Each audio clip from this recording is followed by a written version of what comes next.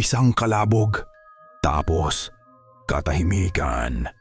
Isang katahimikang mas malakas pa sa sigaw. Ang kutsarang nahulog mula sa nanginginig na kamay ni Lina ay umikot sa sahig na semento bago ito tuluyang humimlay. Parang hininga ng lahat sa maliit na hapagkainan ang hininga nito. Ano yun? Ang boses ni Lola Nena ay parang yelong tumusok sa pandinig. Hindi ito pasigaw. Mas malala, ito'y malamig at walang emosyon. Nakatungo si Lina, hindi magawang salubungin ang mga matang alam niyang nakatitig sa kanya mula sa kabilang dulo ng lamesa. Ang kanin sa kanyang plato ay tila naging mga uod. Ang amoy ng nilagang manok para sa ikatlong gabi ng pagluluksa para sa kanyang ama ay biglang naging kasuklam-suklam. Lina, ulit ng kanyang lola. Tumingin ka sa akin. Dahan-dahan. Itinaas ni Lina ang kanyang ulo. Naroon nga, ang mga mata ni Lola Nena, malalim at madilim. Parang dalawang lumang balon na walang tubig. Sa tabi niya, ang pinsan niyang si Rina ay may munting ngisi sa labi. Isang ngising mabilis na nawala ng sulyapan ito ng matanda. Ang kanyang ina, si Elena, na nakaupo sa kanyang tabi, ay hindi gumagalaw. Ngunit sa ilalim ng lamesa, naramdaman ni Lina ang kamay ng ina na marahang humaplos sa kanyang likod. Isang haplos na nagsasabing, "Magtiis ka lang, anak." Ang sabi ng mga matatanda, simula ni Lola Nena, ang boses ay parang pagaspas ng tuyong dahon. Kapag may nahulog na kubyerto sa sahig, may darating na bisita. Huminto siya, hinayaang lumutang ang bawat salita sa hangin. Isang bisitang hindi inaasahan. "Sorry po, Lola." Halos pabulong na sabi ni Lina. "Hindi ko po sinasadya." Hindi pinansin ni Lola Nena ang kanyang sinabi. Itinuro nito ang sahig gamit ang kanyang nguso. "Pulutin mo at pagkatapos sa harap ng altar, luluhod ka sa asin. Walang pagtutol, walang pag-aalinlangan." Tila isang desusing manika, tumayo si Lina. Pinulot ang kutsara at naglakad patungo sa maliit na altar sa sala.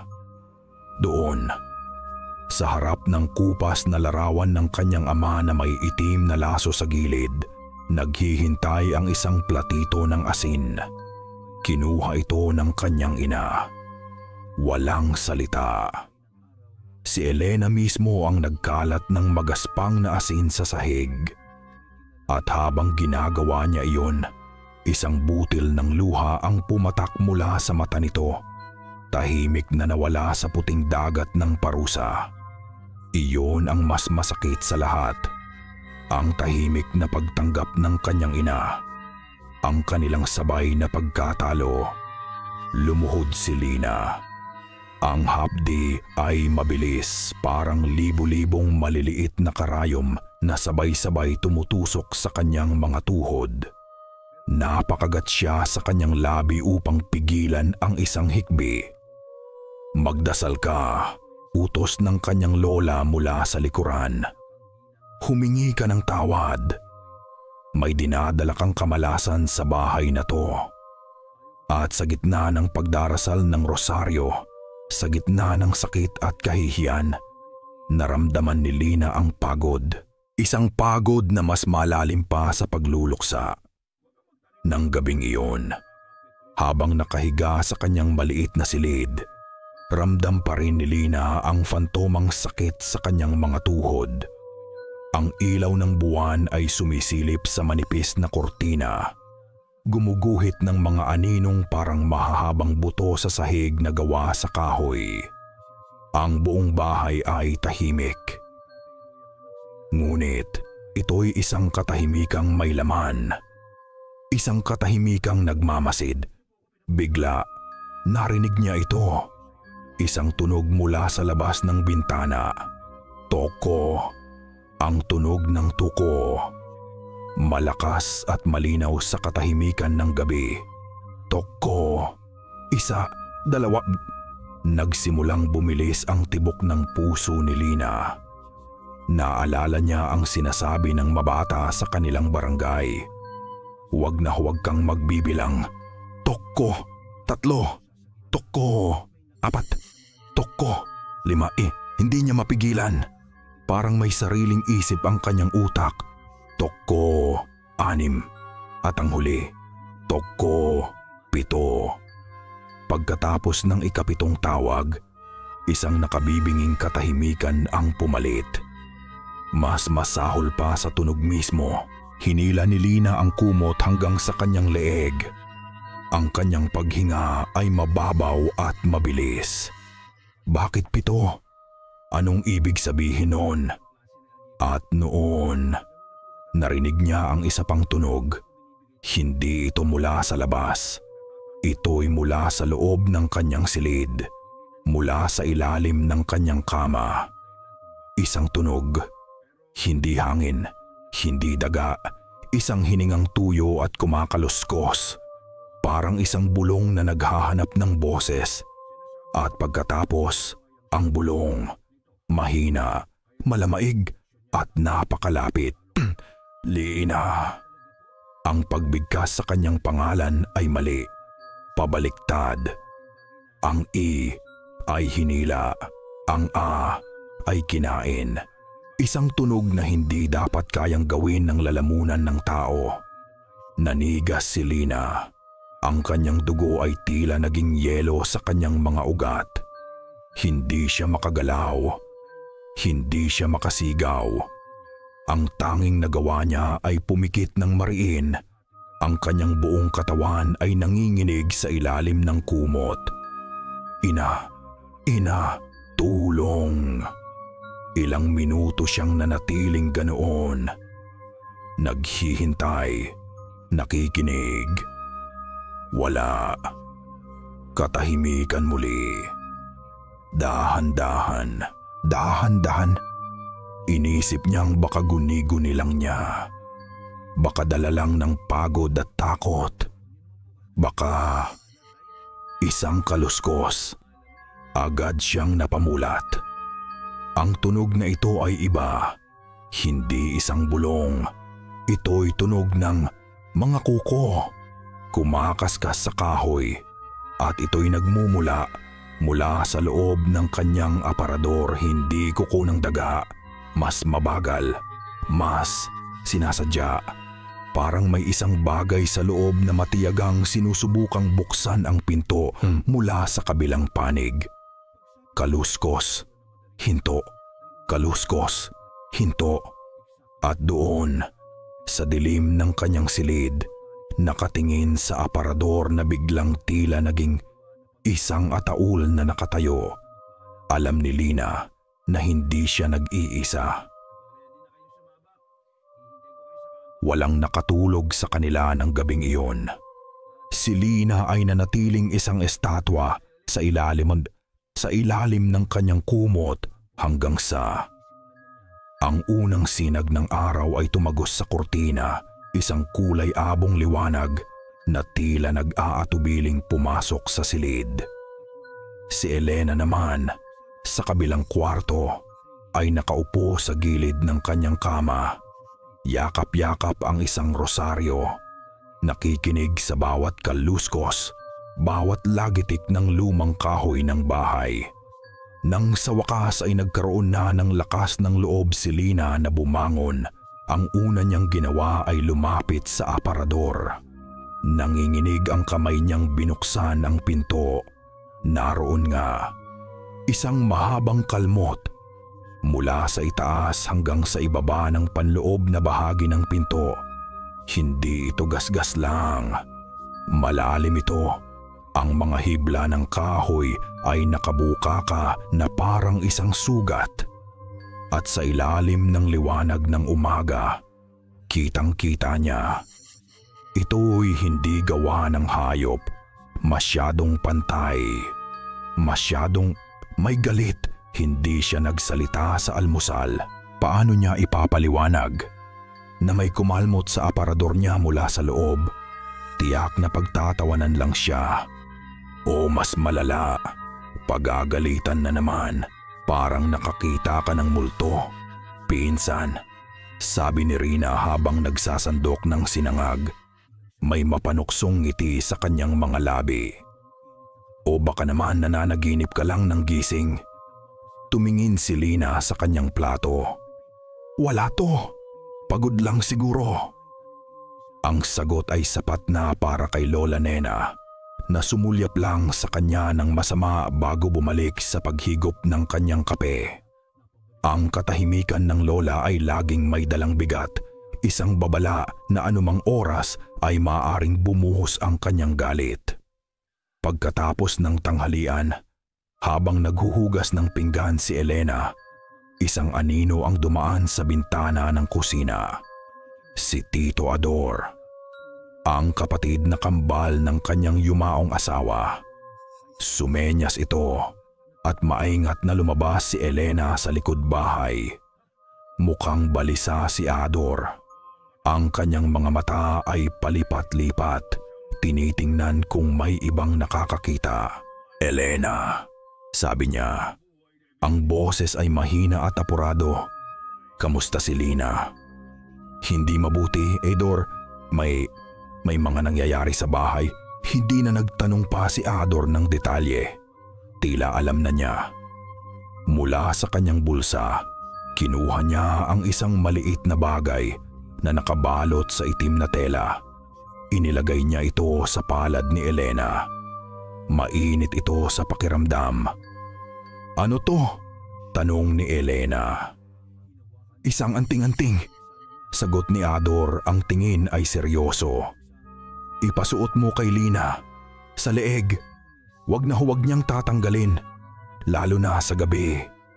Huminto siya, tila nag-iisip kung dapat pa ba niyang ituloy. May dugong masama sa pamilya natin, Elena. Isang bagay na matagal nang natutulog. Dugong masama. Bago pa man makapagtanong si Elena, tinalikuran na siya ni Ador. Ngunit bago umalis, lumingon ito. Nagdukot ng ilang gusot na pera sa bulsa at inabot sa kanya. Pangmeryenda niyo lang, sabi niya. Ang muka ay puno ng awa at isang emosyong hindi maintindihan ni Elena, parang pagsisisi. At tulad ng kanyang pagdating, mabilis siyang nawala. Nang hapong iyon, habang natutulog ang lola, tinawag ni Elena si Lina sa kanilang silid. Inabot niya ang anting-anting.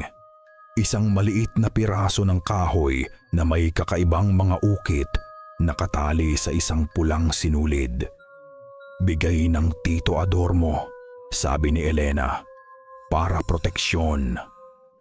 Habang isinusuot ni Lina ang kwintas, isang kakaibang amoy ang biglang pumasok sa kanyang ilong. Matamis, ngunit may kasamang lansa, parang bulaklak na nabubulok. Naamoy mo ba yon, Nay? Suminghot si Elena. Tumango siya, ang mukha ay nag-aalala. Amoy kalachuchi. Tumingin sila sa bintana. Walang puno ng kalachuchi sa kanilang bakuran o kahit sa buong kapitbahayan. Ang amoy ay nagmumula sa loob mismo ng silid. At unti-unti, ito'y nawala na parang isang hiningang pinakawalan. Dumating muli ang gabi. Ngunit sa pagkakataong ito, may kaunting pag-asa sa dibdib ni Lina. Ang anting-anting sa kanyang leeg ay may bahagyang bigat, isang paalala na mayroon siyang panangga. Nakinig siya. Naghintay.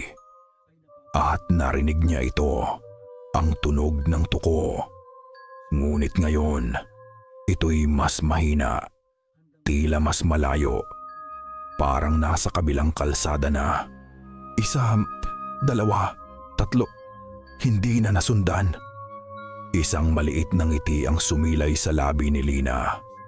Gumagana nga. Nakahinga siya ng maluwag sa unang pagkakataon sa loob ng 2 araw.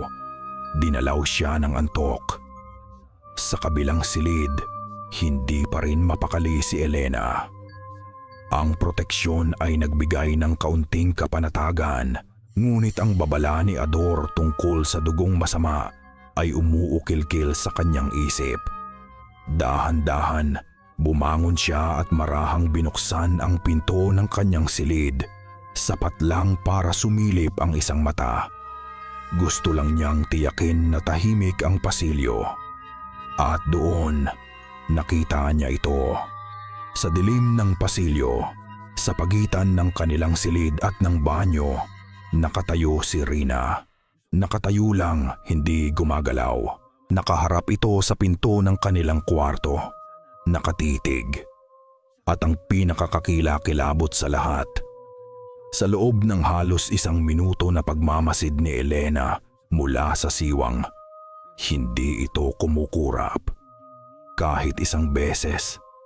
Ang mga mata nito ay bukas na bukas at walang buhay, isang perpektong salamin ng kadilimang nakapalibot dito. Ang imahe ni Rina, nakatayo, hindi kumukurap, isang anino sa dilim, ay sinunog sa isipan ni Elena. Hindi na ito isang simpleng takot sa multo o sa kung anong hindi nakikita. Ito ay may mukha, may pangalan, at nakatira ito sa iisang bubong. Ang babala ni Tito Ador ay umalingaw-ngaw sa kanyang tainga. May dugong masama sa pamilya natin. Hindi na kaya ni Elena ang maghintay lang. Kailangan niya ng sagot. At alam niya kung saan magsisimula. Sa mga naiwang alaala ng kanyang asawa. Kinabukasan, nang ang lahat ay abala, si Lola Nena sa kanyang hardin, si Rina ay nagkukunwaring nag-aaral. Pumasok si Elena sa dati nilang silid ng kanyang asawa. Ang silid na ngayon ay bodega na ng mga lumang gamit. Ang amoy ng alikabok at alkampor ay tumambad sa kanya. Sa ilalim ng kama, naroon ang isang lumang baul na gawa sa nara. Ang baul ng kanyang asawa. Ang tanging bagay na dinala nito mula sa kanyang pagkabata. Nanginginig ang mga kamay ni Elena habang binubuksan ang kinakalawang na trangka. Sa loob, mga pamilyar na bagay. Mga lumang damit na naninilaw na. Mga sulat niya para dito noong sila'y magkasintahan pa. Ang kanilang marriage contract. Ngunit sa ilalim ng lahat ng ito, sa ilalim ng isang tumpok ng mga litrato, may naramdaman siyang matigas. Inalis niya ang mga litrato. At sa ilalim, nakita niya ito. Isang maliit na kwadernong balot sa balat na luma at gasgas na. Walang pamagat, walang marka. Tila isang bagay na sadyang tinago upang makalimutan. Isang litrato ang dumulas mula sa tumpok at nahulog sa kanyang paanan. Kinuha niya ito. Isang kupas na larawan ng 2 batang lalaki. Magkamukhang magkamukha. Nakangiti habang magkaakbay. Ang kanyang asawa at si Ador. Mga batang walang kamalay-malay sa dilim na naghihintay sa kanilang lahi. Isang kirot ang dumaan sa puso ni Elena. Muli niyang ibinaling ang pansin sa kwaderno. May bigat ito na hindi nararapat sa kanyang liit. Dahan-dahan, binuklat niya ito. Sa sandaling iyon, isang bagay ang nangyari. Ang bumbilya sa kisame ay kumurap-kurap ng 3 beses bago tuluyang namatay. At mula sa sala, isang pamilyar na tunog ang biglang umaling-aungaw. Ang kaluskos ng static mula sa lumang radyo ni Lola Nena. Isang radyong matagal nang hindi gumagana. Ang tunog ay marahas at desperado, parang isang sigaw na sinusubukang bumuo ng salita. Hindi ito pinansin ni Elena. Ang kanyang buong atensyon ay nasa aklat. Ang mga pahina ay puno ng sulat kamay, lumang Tagalog. Ang mga salita ay malalim at hindi pamilyar. May mga guhit ng mga halaman, ng buwan sa iba't ibang anyo at ng mga kakaibang simbolo. At may mga salitang paulit-ulit na lumilitaw: sumpa, lahi, pangalan, ritual. Hindi ito isang ordinaryong tala-arawan. Ito ay isang manual. Isang talaan ng isang bagay na nakakatakot. Isang bagay na ipinapasa sa bawat henerasyon. Nagsasabi ito tungkol sa isang nilalang na kumakapit sa kanilang dugo. Isang uhaw na natutulog at naghihintay lang ng tamang damdamin. Matinding galit, inggit o pighati upang magising. Ang dugong masama. Ito pala ang ibig sabihin ni Ador. Nanginginig, nilipat ni Elena ang mga pahina. Ang kanyang puso ay dumadagundong sa bawat kaluskos ng papel. Gusto na niyang itigil, isara ang aklat at magkunwaring hindi niya ito nakita. Pero huli na. Nakarating siya sa huling pahina. May nakasulat dito, ngunit iba ang tinta. Pulang-pula, parang dugo, at iba ang sulat kamay. Hindi ito ang maingat na pagsulat sa mga naunang pahina. Ito'y mabilis, nanginginig, puno ng takot. Isang babala na isinulat sa gitna ng panganib, at ang sinasabi nito ay nagpatigil sa paghinga ni Elena. Huwag mong hayaang magising. Ika-40 araw ang katapusan. 40 araw. Ang ika-40 araw ng pagkamatay ng kanyang asawa. 2 linggo mula ngayon. Ang babala sa huling pahina ng librito ay naging isang pader sa pagitan ni Elena at ng payapang pag-iisip. Ika-40 araw ang katapusan. Bawat segundo na lumilipas ay parang isang butil ng buhangin na nahuhulog sa isang hourglass na hindi nila nakikita. Nang gabing iyon, hinintay niyang bumagsak ang takip silim at manahimik ang buong bahay. Hinintay niyang marinig ang mahinang hilik mula sa silid ni Lola Nena. Dahan-dahan, kinuha niya ang librito mula sa pinagtataguan nito sa ilalim ng kanyang mga damit at pumasok sa silid ni Lina. "Anak," pabulong niyang sabi. "Gising." Agad na napaupo si Lina. Ang mga mata ay gulat. "Bakit po na?" Hindi nagsalita si Elena. Isinara niya ang pinto ng walang tunog at umupo sa tabi ni Lina. Inilabas niya ang isang maliit na flashlight. Sa mahinang liwanag nito, sa gitna ng kanilang munting kuta na gawa sa kumot at takot, ipinakita niya ang librito. "Nahanap ko ito sa baul ng papa mo," paliwanag ni Elena. Ang boses ay nanginginig. "Lina, totoo lahat ng ito." Magkasama sila. Magkadikit ang mga balikat sa ilalim ng mahinang ilaw. Binasa nila ang mga nakasulat. Ang mga salita ay mahirap intindihin, ngunit ang diwa ay malinaw. Isang sumpa, isang lason sa dugo na naghihintay lang magising. At habang binabasa nila, isa-isang nagkabit ang mga piraso ng kanilang karanasan. Ang amoy ng kalachuchi, basa ni Lina sa isang bahagi, ay ang halimuyak ng kanyang paglapit. Ang mga anino sa gilid ng mata, dagdag ni Elena, ay ang kanyang pagmamasid. At pagkatapos, nakita nila ito. Isang buong pahina na nakatuon sa isang guhit ng isang butiki, isang tuko. Ang tawag ng tuko ay wika ng sumpa. Basa ni Lina. Ang kanyang daliri ay nanginginig habang tinutunton ang mga salita. 7 tawag, 1 paanyaya. 8 tawag, 1 babala. 9 na tawag. Ang pinto'y bukas na. Nagkatinginan sila ni Elena. Ang kanilang mga mata ay nanlalaki sa pagkatanto. Noong unang gabi, halos hindi makahingang sabi ni Lina. Noong pinaluhod ako ni Lola sa asin, tumawag ang tuko 7 beses. 1 paanyaya, 1 malamig na agos ang gumapang sa gulugod ni Elena. Ang lahat ng ito ay hindi nagkataon lamang. Ang parusa, ang pagdating ng sumpa, ipinagpatuloy nila ang pagbabasa.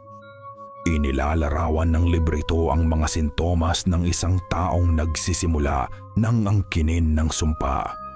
1 galit na hindi maipaliwanag, 1 lakas na higit sa karaniwan, at mga matang nagliliyab na pula sa dilim. Si Reyna, bulong ni Lina, at sa pagbanggit pa lang ng pangalan, tila lumamig ang hangin sa silid. Palagi siyang galit sa atin, Nay. At noong isang araw, noong nabitawan ko yung timba ng tubig, siya ang bumuhat. Parang wala lang sa kanya. Naaalala ni Elena ang nakita niya sa pasilyo. Ang mga matang nakatitig, walang kurap. Ang sumpa ay hindi na natutulog. Nagising na ito at mayroon na itong tahanan. Si Rina. Kailangan kong uminom ng tubig, sabi ni Lina. Ang lalamunan ay tuyong-tuyo. Dito ka lang, anak. Ako na... Hindi, Nay. Okay lang ako. Kailangan ni Lina ng ilang segundo para sa kanyang sarili, para iproseso ang lahat. Tumayo siya at dahan-dahang binuksan ang pinto. Tahimik ang lahat. Naglakad siya sa pasilyo. Ang bawat hakbang ay maingat. Nang mapadaan siya sa banyo, may narinig siyang mahinang tunog mula sa loob. Ang pinto ay bahagyang nakaawang. 1 boses, ang boses ni Rina. Hindi sa akin. Bakit sa akin? Parang umiiyak ito. Ngunit may kasunod. 1 sagot. 1 boses na nagmula rin sa loob ng banyo. 1 boses na hindi kay Rina. 1 boses na malalim, makaluma at puno ng gutom. Dahil ikaw ang pinakamadaling buksan, nanigas si Lina sa kanyang kinatatayuan. Sino ang kausap ni Rina? Walang ibang tao sa banyo. Walang ibang tao sa bahay na gising. Sumilip siya sa maliit na siwang. Nakita niya si Rina, nakatayo sa harap ng salamin. Nag-iisa. Ngunit ang kanyang bibig ay gumagalaw, nagsasalita sa 2 magkaibang tono. At sa salamin, sa isang saglit na pagkurap ng ilaw mula sa buwan, ang refleksyon ni Rina ay ngumiti. 1 ngiting hindi abot sa kanyang mga mata.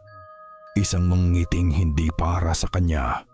Tumakbo si Lina pabalik sa silid. Hindi na alintana ang ingay. Isinara niya ang pinto at isinandal ang kanyang likod dito. Habol ang kanyang hininga.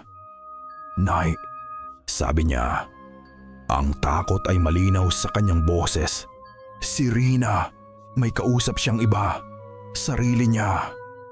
Ngunit bago pa man makasagot si Elena, narinig nila ito. 1 tunog mula sa labas ng kanilang pinto. Sa pasilyo, mga yabag. Hindi nagmamadali. Mabibigat at sinasadya. Papalapit, papalapit at huminto sa tapat mismo ng kanilang pinto. Mabilis na itinago ni Elena ang librito sa ilalim ng unan, kasabay ng 1 senyas kay Lina na tumahimik. Ang doorknob ay dahan-dahang umikot at ang pinto ay bumukas. Doon, nakatayo ang anino ni Lola Nena.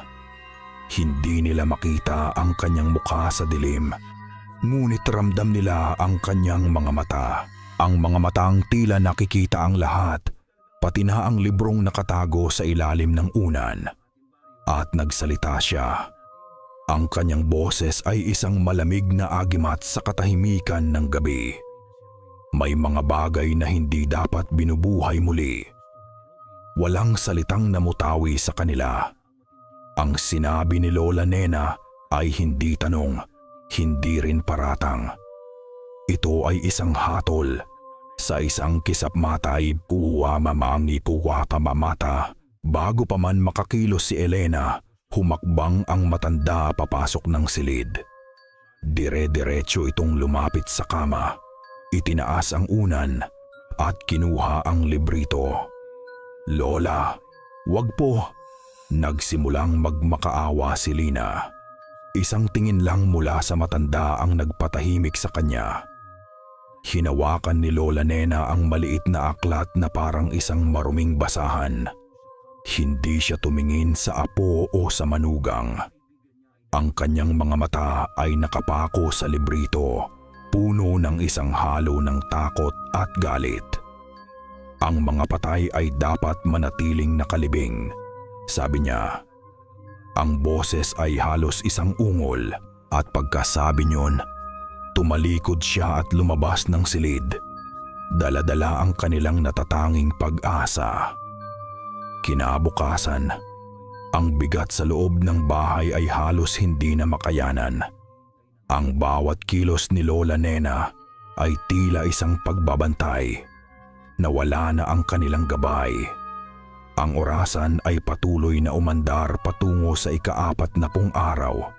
Desperasyon na iyon ang naramdaman ni Elena. Isang desperasyong nagtulak sa kanya na gawin ang isang bagay na mapanganib. Kinailangan niyang makausap si Tito Ador. Nagsinungaling siya. Sinabi niyang kailangan niyang mamalengke. Isang kasinungalingang agad na nahalata ni Lola Nena. Ngunit sa hindi malamang dahilan, hinayaan siya nitong umalis. Ang palengke ay isang pagsabog ng buhay at ingay. Ang sigawan ng mga tindera, ang kalansing ng mga barya, ang amoy ng sariwang isda at hinog na prutas. Isang mundong malayong malayo sa malamig at tahimik na impyerno ng kanilang bahay. Ngunit para kay Elena, ang lahat ng ito ay ingay lang na nagpapalala sa kanyang pag-aalala. Nakita niya si Ador malapit sa pwesto ng mga gulay. Nakikipagtawaran para sa isang tali ng sitaw. "Ador," tawag ni Elena. Ang boses ay nanginginig. Nang lumingon si Ador at makita ang itsura ni Elena, ang namumutlang muka, ang nanlalalim na mga mata, agad niyang iniwan ang kanyang pinamimili. Dinala niya si Elena sa isang iskinita sa likod ng palengke, malayo sa mga mata ng mga tsismosa. "Anong nangyari?" tanong niya agad. "Ang librito, nahanap ko at nakita rin ni Mama," sabi ni Elena, habol ang hininga. "Ador, alam na namin, ang sumpa, ang ika-40 araw." Sa bawat salitang binibitawan ni Elena, lalong namumutla ang mukha ni Ador. Tila nakakita siya ng multo sa sikat ng araw. Amaw. Napasandal siya sa pader. Ang isang kamay ay napahawak sa kanyang dibdib. Kung gayon, alam niyo na, hindi ito tanong, ito ay isang pagsuko. Alam niyo yun na ang tungkol sa ritual. Ritual? Tumango si Ador. Hakuha ni Baymana Aur. Ang kanyang mga mata ay nakatingin sa malayo. Ang tawag dito ay pagpagpag. Isang lumang ritual para ipagpag o alisin ang sumpa mula sa dugo ng isang angkan. Ginagawa lang ito bilang huling paraan. Dahil mapanganib ito, Elena. Isang pagkakamali lang. At sa halip na itaboy ang sumpa, lalo mo lang itong palalakasin. Lalo mo lang itong pakakainin. Sa sandaling iyon, isang malakas na pagaspas ng mga pakpak ang pumunit sa hangin sa itaas nila. Isang kawan ng uwak, hindi isa sa hindi dalawa, kundi 12-dosena. Ang biglang lumipad mula sa mga bubong ng palengke. Ang kanilang mga kraak-kraak ay nakabibingi, isang itim na alimpuyo sa asul na langit. Napahinto ang lahat sa palengke, napatingala sa kakaibang tanawin. Pagkatapos ng ilang segundo, nawala sila at ang ingay ng palengke ay dahan-dahang bumalik. Ngunit si Elena at Ador ay nanatiling nakatingin sa langit. Ang kanilang mga puso ay puno ng masamang pangitain. Ibinaba ni Ador ang kanyang tingin at sinalubong ang mga mata ni Elena. Ang kanyang mukha ay puno ng determinasyon. "Utang ko sa kapatid ko ang buhay niyo," sabi niya. Ang kanyang boses ay matatag na ngayon. "Hindi ko kayo pababayaan. Kung gayon, tulungan mo kami." Pagmamakaawa ni Elena. "Ano ang mga kailangan para sa ritual?" Huminga ng malalim si Ador. "Mga bagay na mahirap hanapin. Dahon ng pito-pito na galing sa punong hindi nasisikatan ng araw. Tubig mula sa 7 iba't ibang simbahan. Isang dasal na nakasulat sa lumang aklat na iyon." Tumingin siya kay Elena. "At ang pinakamahirap sa lahat." "Ano yon?" "Ang pinakamahirap na sangkap ay isang patak ng dugo mula sa taong unang nagising sa sumpa." Nanlamig si Elena. "Kailangan natin." Pagpapatuloy ni Ador, ang kanyang boses ay isang bulong ng dugo ni Rina. Ang dugo ni Rina. Ang mga salitang iyon ay umaling-aungaw sa isipan ni Elena habang sila'y pabalik ng bahay. Mas malakas pa sa ingay ng mga tricycle at busina sa daan. Isang imposibleng gawain. Isang nakamamatay na pangangailangan. Paano natin gagawin yon, Ador?" Tanong niya sa wakas. Ang boses ay basag. "Halimaw na ang pamangkin mo. Alam niya, nararamdaman niya kami." Hindi agad sumagot si Ador. Ang kanyang mga mata ay nakatuon sa daan, ngunit ang kanyang isip ay malayo. "Kaya nga tutol si Mama sa lahat ng ito," sabi niya sa wakas. Ang boses ay bumigat dahil minsan na niyang sinubukan. Napahinto si Elena sa paglalakad. "Anong ibig mong sabihin?"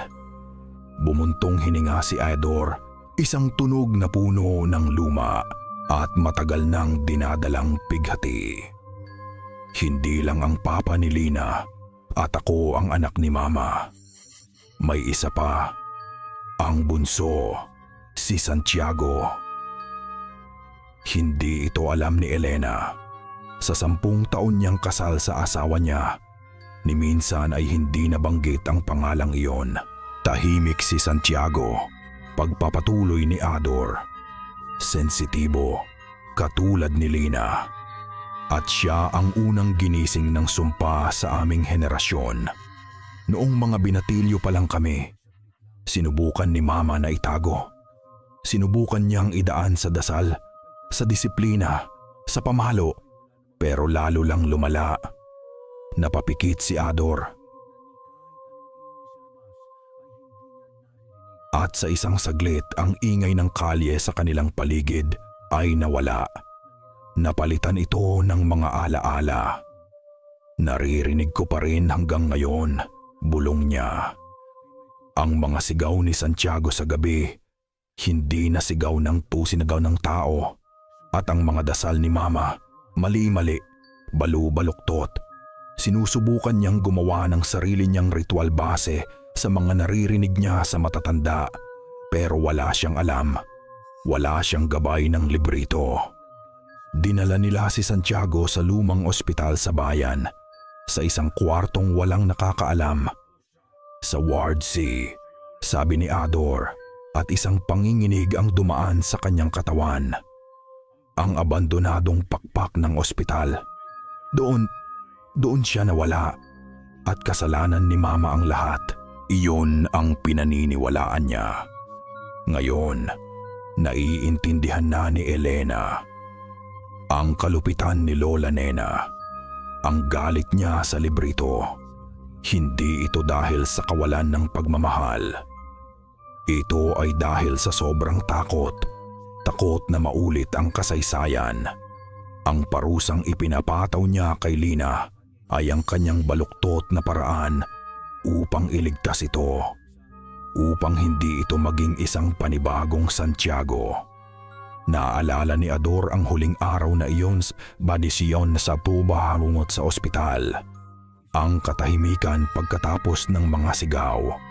Ang itsura ng kanyang ina, nakaupo sa sahig ng pasilyo. Ang mga mata ay walang laman. Hinawakan niya ang kamay ko, sabi ni Ador. Ang boses ay halos pumanaw na. At sinabi niyang kasalanan niya ang lahat.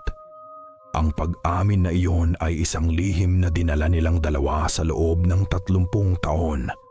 Isang lason na unti-unting pumatay sa liwanag sa loob ng kanilang ina. Hindi na malaya ni Elena na may nakikinig pala. Si Lina, na sumunod sa kanila dahil sa pag-aalala, ay nagtatago sa likod ng mga kaing ng gulay. Narinig niya ang lahat. Ang tungkol kay Santiago, ang tungkol sa Ward C, ang tungkol sa tunay na dahilan ng galit ng kanyang lola. Nang gabing iyon, sa kanilang silid, habang ibinabahagi ni Lina ang kanyang narinig, ang takot nila kay Lola Nena ay napalitan ng isang kakaibang emosyon. Awa, pagkaunawa. Kaya pala bubulong ni Lina. Kaya pala ganoon na lang ang galit niya.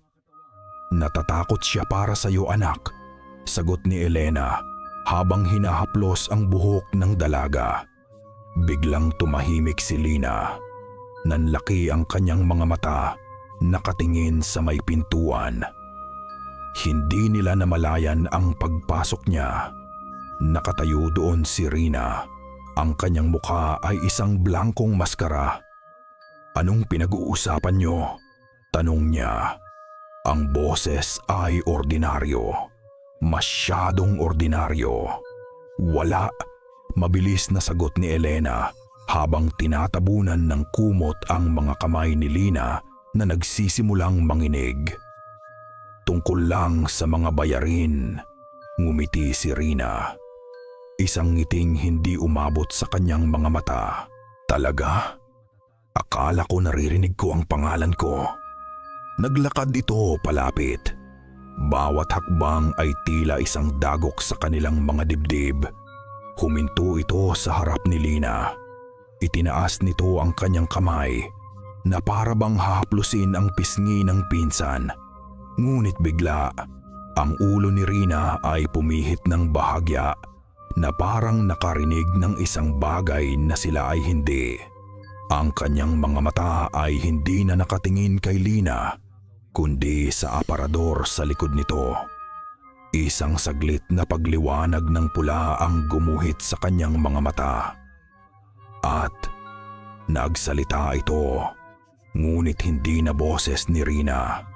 Isang boses na malalim, magaspang, parang galing sa ilalim ng lupa. Nandyan ka lang pala. Takbo! Iyon lang ang naisigaw ni Elena. Sa isang iglap, ang awa at pagkaunawa ay naging purong takot. Hinila niya si Lina palayo sa pinto, kasabay ng malakas na pagsara nito. Ang susi, isang luma at malaking piraso ng bakal, ay mabilis niyang inikot sa seradura. Isang malakas na kalabog ang yumanig sa pinto, tapos isa pa. Ina, humihikbing sabi ni Lina. Natatakot po ako. Dito ka lang sa likod ko, sabi ni Elena habang isinasandal ang isang lumang upuan sa doorknob. Isang pananggalang na alam niyang hindi tatagal. Ang mga kalabog ay huminto. Napalitan ito ng isang bagay na mas masahol.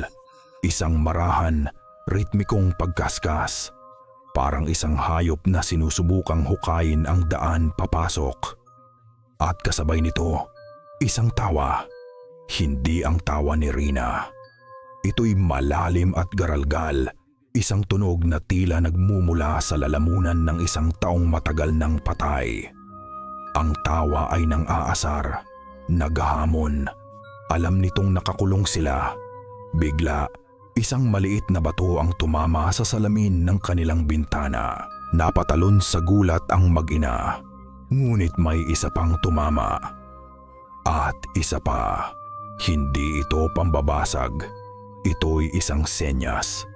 Maingat na sumilip si Elena sa siwang ng kurtina. Sa ibaba, sa dilim ng hardin, nakatayo ang anino ni Tito Ador. Sumenyas ito sa kanila. Sumunod kayo. Ngunit paano? Itinuro ni Ador ang sahig ng kanilang silid. Ang isang bahagi malapit sa pader. Hindi naintindihan ni Elena. Ngunit nang tingnan niya ang tinuturo nito, may napansin siya. Isang bahagyang nakaangat na tabla sa sahig na kahoy. Isang bagay na hindi niya kailanman napansin noon. Samantalang patuloy ang pagkaskas sa pinto, nagtulungan silang buhatin ang tabla. Sa ilalim, isang madilim na butas ang bumungad sa kanila. Isang makitid na hagdanang gawa sa lupa na pababa sa kadiliman. Saan to papunta? Tanong ni Lina.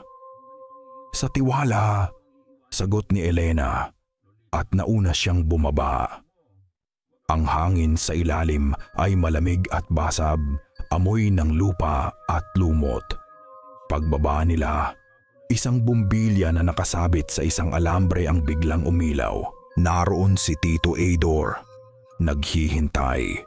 Nasa isang maliit na silong sila, isang lihim na cellar sa ilalim ng bahay. Puno ito ng mga lumang garapon at mga sapot ng gagamba. Ligtas tayo pansamantala dito, sabi ni Ador habang maingat na isinasara ang lagusan sa itaas. Dito tayo maghahanda. Mula sa isang sako, inilabas niya ang mga kailangan nila.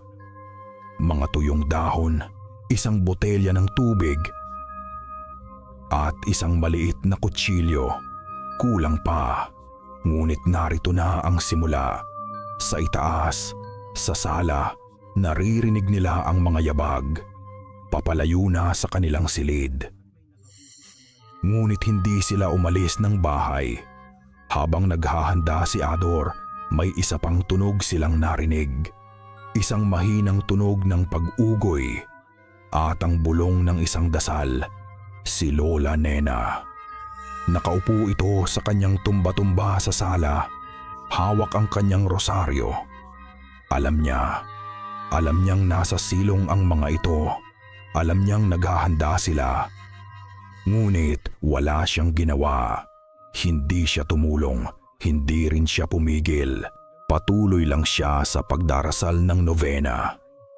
Ang kanyang mga mata ay nakapikit. Ang kanyang bibig ay walang tigil sa pagbulong.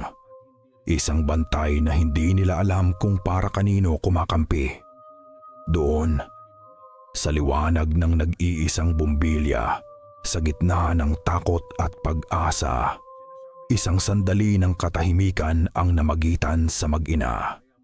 Kinuha ni Elena ang isang lumang suklay mula sa kanyang bulsa at sinimulang ayusin ang buhok ni Lina. Tinirintas niya ito, tulad ng ginagawa niya noong maliit pa ang anak.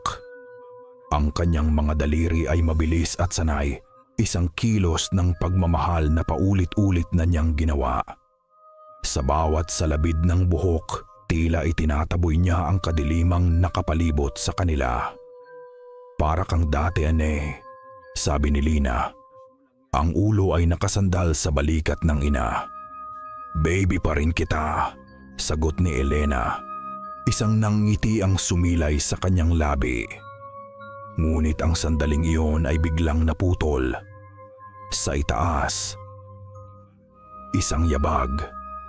huminto. Eksakto sa ibabaw ng kanilang kinaroroonan, katahimikan. Pagkatapos, isa pang hakbang at isa pa, pabalik-balik. Si Rina naglalakad sa sahig sa itaas na para bang inaaamoy sila mula sa itaas. Alam nitong nandoon sila sa ilalim. Hinawakan ni Lina ng mahigpit ang kamay ng kanyang ina. Ang kanilang kanlungan ay naging isang kulungan. Bigla, huminto ang mga yabag at napalitan ito ng isang tunog na nagpatindig sa lahat ng balahibo sa kanilang katawan. Isang marahas na pagkaskas, hindi na sa pinto ng silid, kundi sa pinto ng silong. Sa itaas ng hagdanan kung saan sila pumasok. Ang tunog ay hindi kuko ng tao, mas matalas, mas desperado. At kasunod nito, mula sa itaas, mula sa sala, isang nakatitiling sigaw. Ang sigaw ni Lola Nena. Pagkatapos ang katahimikan, iyon ang pinakakilakilabot sa lahat. Isang katahimikang sinundan ng isang sigaw. Isang hungkag na espasyong pinuno ng tanong at takot.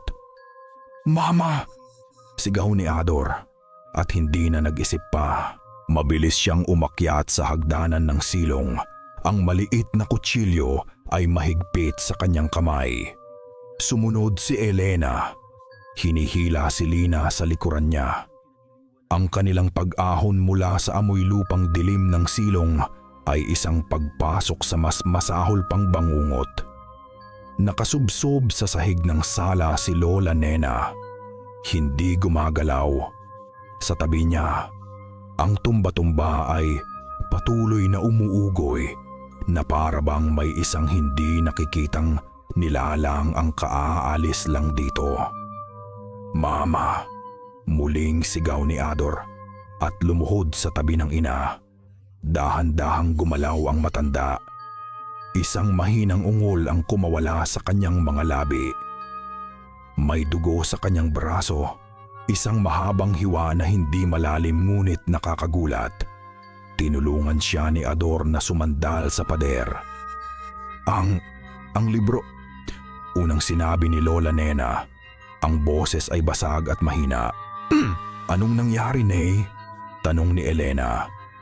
"Kinuha niya," sabi ng matanda, umiling-iling na parang sinusubukang iwaksi ang isang masamang alaala. Hindi siya si Rina. Ang lakas, parang hindi tao." Tinulak niya ako na parang isang basahan at kinuha niya ang librito. Sa mga mata ni Lola Nena, sa unang pagkakataon, nakita nila ang pagkatalo. Ang matagal na pader ng galit at katigasan ay gumuho na at ang naiwan ay isang matandang babaeng puno ng pagsisisi. "Mali ako," bulong niya. Ang mga luha ay nagsimulang mamuo sa gilid ng kanyang mga mata. "Mali ako sa lahat. Sinubukan kong puksain ang dilim gamit ang mas matinding dilim.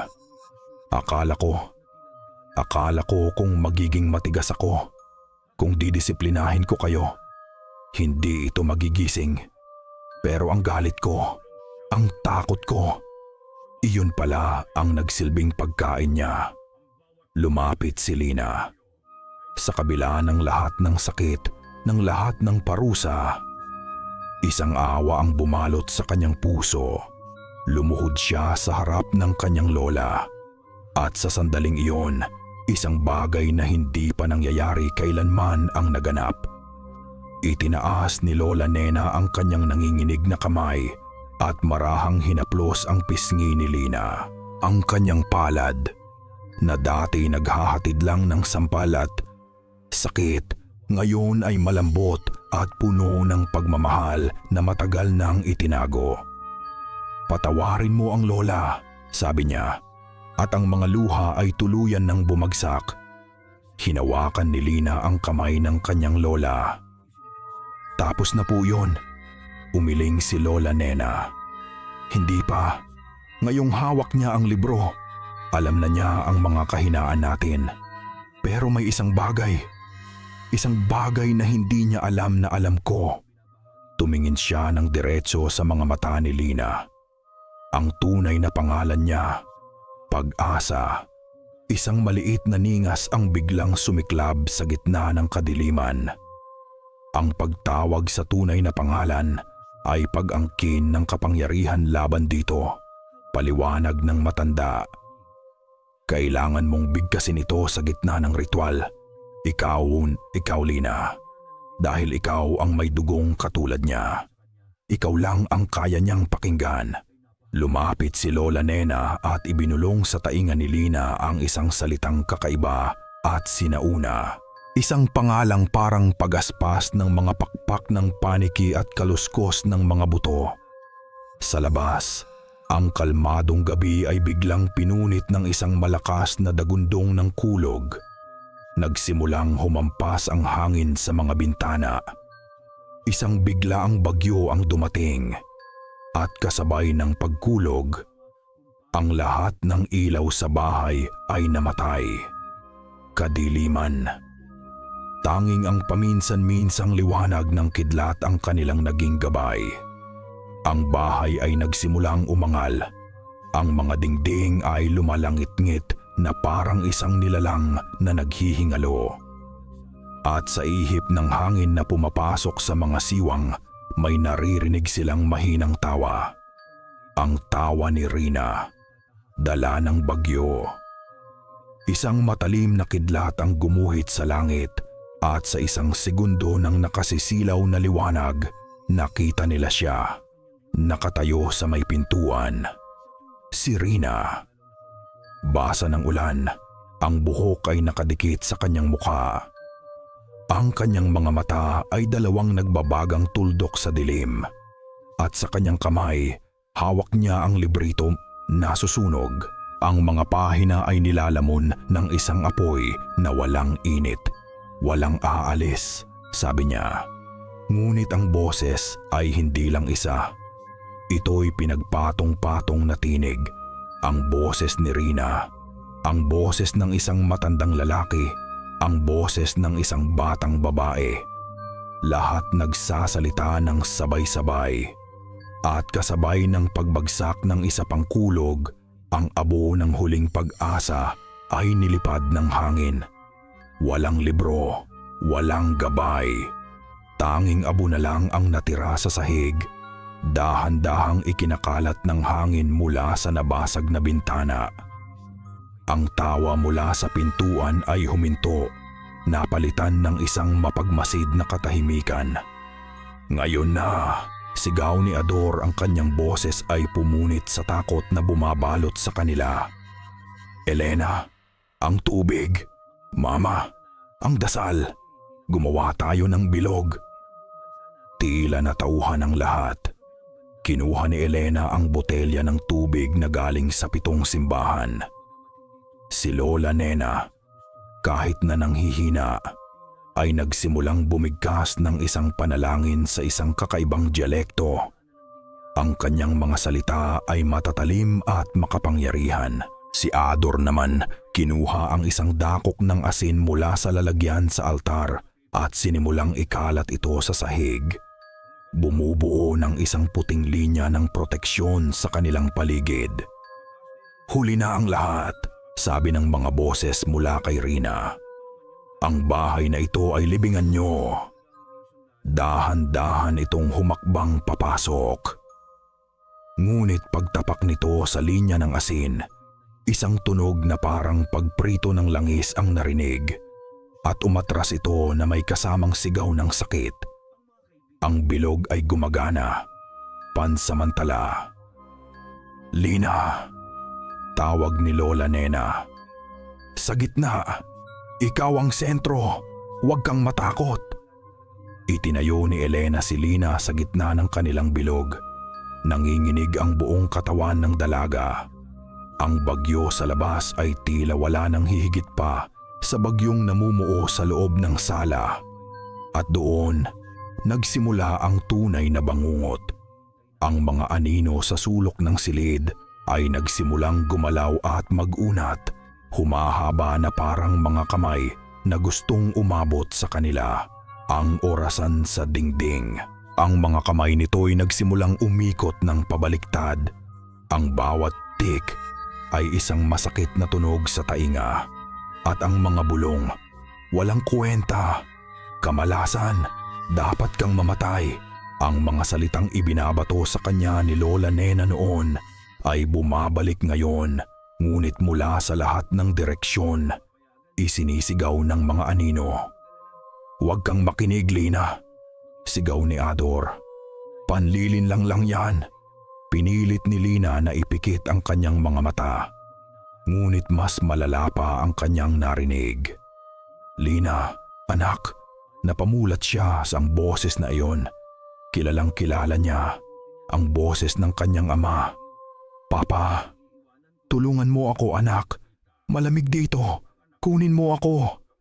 Napaluhod si Lina, ang kanyang panangga ay gumuho. Ang sakit ng pangungulila ay isang bukas na sugat at sinasaksak ito ngayon ng halimaw.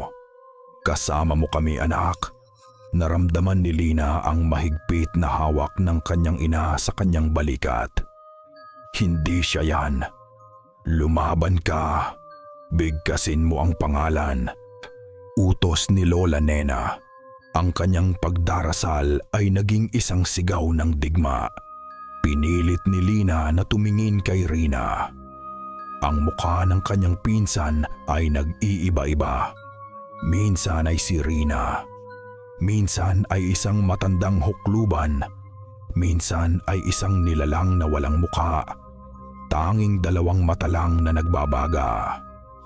Tinitigan niya ang mga matang iyon, ang nag-aapoy na pulang mga mata. At sa gitna ng galit at kadiliman, sa gitna ng nagbabagang pula, sa isang saglit, nakita niya ito. Isang patak ng luha, isang kislap ng totoong Rina, nakakulong sa loob, umiiyak, humihingi ng tulong. At sa sandaling iyon, ang takot ni Lina ay napalitan. Hindi ng galit, kundi ng awa.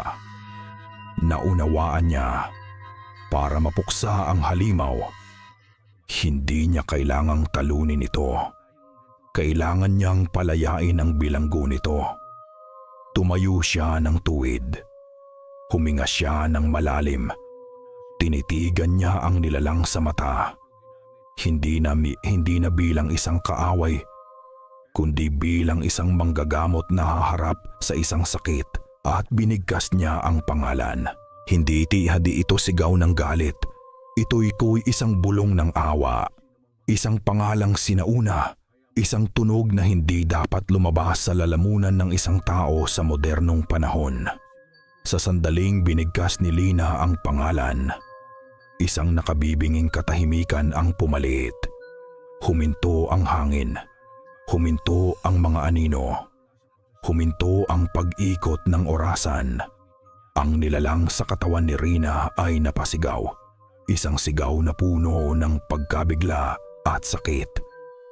Ang pulang liwanag na natawaanag sa mga mata nito ay kumurap-kurap. Ngunit bago ito tuluyang maglaho, sa huling hibla ng lakas nito, gumawa ito ng isang desperadong pag-atake. Isang itim na enerhiya, parang usok na may mga kuko, ang biglang lumabas mula sa dibdib ni Rina at bumulusok. Hindi kay Lola Nena na nagdarasal, hindi kay Elena na may hawak na tubig. Diretso ito kay Lina. Napakabilis ng lahat. "Lina!" Hindi siya nag-isip. Kumilos siya. Itinulak ni Tito Ador si Lina ng buong lakas. Nawalan ng balanse si Lina at bumagsak sa sahig. Ngunit bago pa man siya tumama, nakita niya. Ang itim na enerhiya ay tumama ng diretso sa dibdib ng kanyang Tito Ador. Walang pagsabog, walang tunog. Tanging ang paghinto. At pagkatapos, isang sigaw. Ang sigaw ni Tito Ador,